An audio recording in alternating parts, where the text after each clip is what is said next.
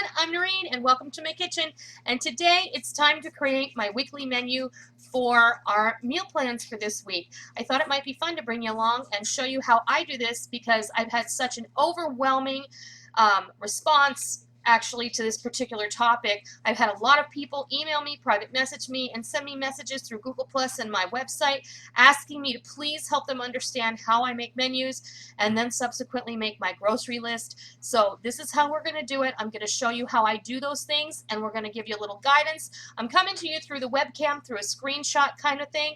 So I hope you love this and come along for the ride and see how I make my weekly menu plan.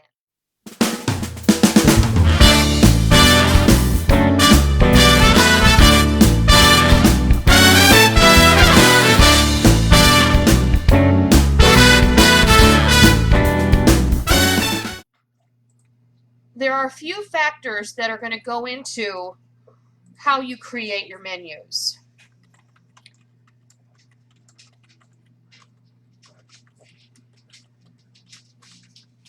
The first factor is going to be what you already have on hand. This would be what you have left over that need eating, what you have in the freezer, meals that you can prepare from food storage,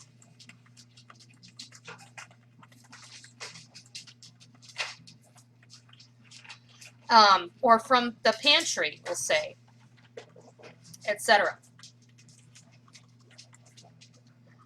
The second factor is going to be what is on sale in your area.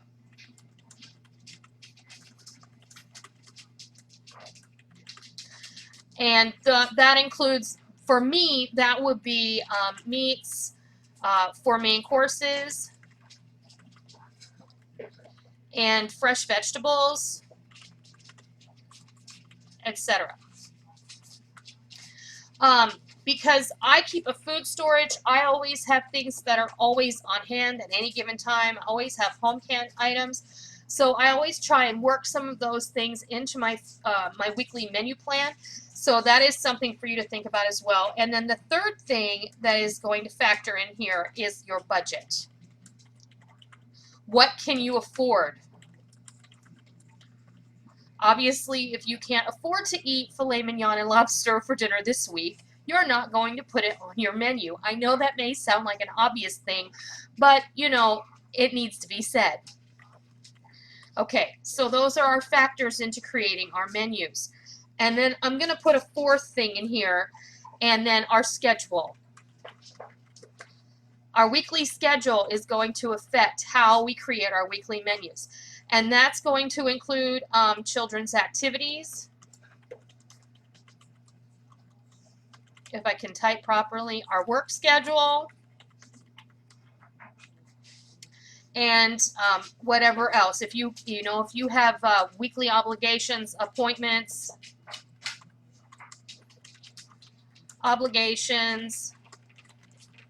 church functions, etc. So those are the things that we're dealing with here. All of these things you have to keep in mind. So the first thing you're going to need is you're going to need to take a look at your calendar. You're going to need to assess, how many nights this week am I going to be able to be at home for dinner, and that means how many nights am I going to need to cook for, how many people am I going to need to cook for. If you have a family with teenagers who are driving, maybe they have an after school job, maybe they have a lot of after school activities that they participate in, maybe they're in team sports or organized activities that they have to participate in, that they have an obligation to do. So maybe some are going to be at home and some are going to be out and about, and maybe you're not all going to convene at the same time to eat. Nevertheless, you're still going to have to make arrangements so that everybody gets a hot meal and everybody gets to eat the same thing. So moving on, we're going to come back here to our menu. Now I've already made my columns, I've dated And I'm going to start, I always start my menus, I run them Sunday through Saturday. That's what works for me. If you are on a different schedule, maybe you want to work your menus to where you start your menu on a regular day off and you end it, 7 days later. Or you want to do a 2-week menu and you want to work it around your paychecks. Or you want to do a month menu. I know a lot of people who do full month menus, and you want to work it around your pay schedule, your work schedule, or any combination therein. I like to do a weekly menu every week because I always have things on hand and I always have leftovers, and I always make planned leftovers. So like last week we made the roasted chicken with the herbes de Provence, and then out of that chicken I made the Mexican chicken lasagna. I made the chicken bacon onion and mushroom pizza, and I'm also going to make an Asian chicken soup out of that. I still have the chicken that's left and the carcasses, etc., in the fridge, and I plan on making a large pot of chicken stock with that. And from that, this week I'm going to be making that soup. So we're going to start off with Sunday, and that is going to be January 12th. And I do like to center these, but that's just my own personal preference. And then Sunday, because both my girls inside of a week's time, unbeknownst to the other, requested, can we have beans and rice for dinner? So we're going to have red beans and rice. And we're going to use the ham bone from the spicy chipotle maple ham that we made a couple of weeks ago that I have waiting in the freezer. And that is what we're going to have for dinner Sunday night. Then we move on to Monday, January 13th. This is when I'm going to go ahead and I'm going to make the Asian chicken soup with pork wontons. Use leftover chicken for stock. I think on this night, we're going to have leftover spaghetti. Rick is currently making spaghetti for dinner, so we're going to have spaghetti on Tuesday as well. And I might make spaghetti pie. Let's say that. And use the leftover sauce. And salad. And garlic bread. Then we're going to move on to Wednesday. Now Wednesdays is salad night in our house. So what we're going to do is we're going to have green salad, green dinner salad. And what I'm going to probably do this time is make a Cobb salad. So we're going to need pan-seared chicken breast and chopped veggies and poppy seed dressing. And then down here I'm going to put video. And I forgot, I'm going to put video over here too. And then we're going to move on, and I'm close to the bottom, so we're moving on to Thursday. And this is pizza night. We're going to do leftovers. And I'm going to pull out the Mexican chicken lasagna and the tuna casserole that I have in the freezer if I need to. We may have leftover spaghetti pie, and we may have leftover chicken soup. So we'll have to see what things we have, and then we'll have leftovers on Friday night. But nobody's going to go hungry, and we always say in my house, if you're going hungry, here it's your own fault. And then we'll have Saturday. So next Saturday night, we're going to have, I'm trying to think of what the girls have been asking for. You know what? I think next Saturday night it's going to be chili all the way. Rick says it's not cold enough to have chili tonight, but it's going to be cold enough to have chili next week. So that sounds like a plan. And maybe I'll make corn muffins. And then we'll have salad as well. So that is our menu for the next 7 days. And you're going to look at this when it comes time to make your grocery list. I have everything I need to make beans and rice. I need a few things for my Asian chicken soup. I have everything I need for my spaghetti pie. I'm going to need some things for the Cobb salad I'm probably going to need some toppings for my pizza night, and I'm going to need some mozzarella cheese because I think I used up the last of what I had in the freezer. And then I think I'm going to need some things for Rick's chili.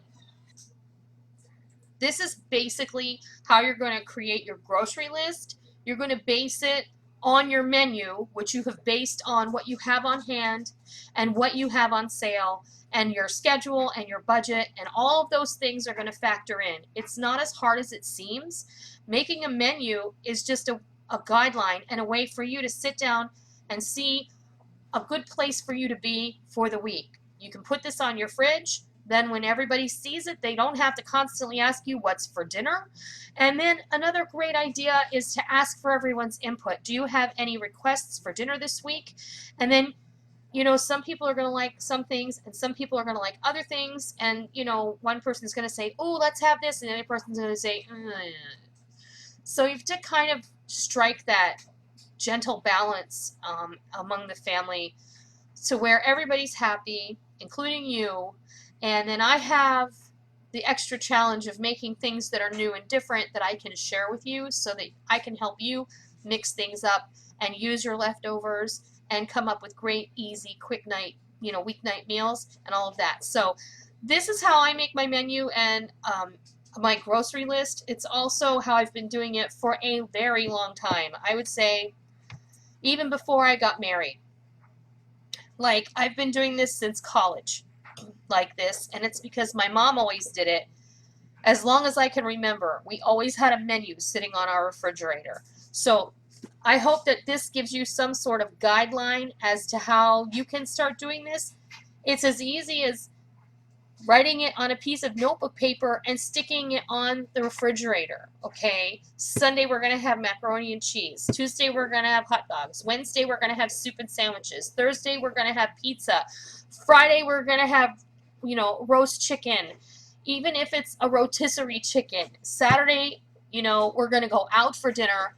Sunday we're going to sit down and we're going to have pot roast. Simple. Once you start doing that, and then you'll help you use up your leftovers. It will help you get more creative, and it will help you get more comfortable if it's something that you've never done. It will help you waste less. It will help you spend less. It will help you spend less time in the kitchen. It will help you manage your time better because you won't be spending all this time running back and forth to the grocery store. It will help you in general with time management, with time in your kitchen. It will help you in so many ways. It will boost your confidence, and before you know it, you'll be wanting to try wonderful and amazing things if you haven't done so already. So I hope that this is helpful. I hope that you try it. I hope that you love it. And until next time, I'll see ya. So thanks for watching, everyone. I hope you enjoyed today's video, and I hope you learned something, and I hope you're going to give it a try, and I hope that you love it. I know that you will. I also wanted to say, if you're new to my channel, I hope that you'll hit that subscribe button so you don't miss out on any of the fun we have here in our kitchen. And also, you can follow me on Facebook, Twitter, Instagram, Google+, and also on my blog over at blogger.com. There will be links to all of those things in the information bar below. So, I hope that you all have a great day, and make sure that you come back tomorrow. I'll see ya!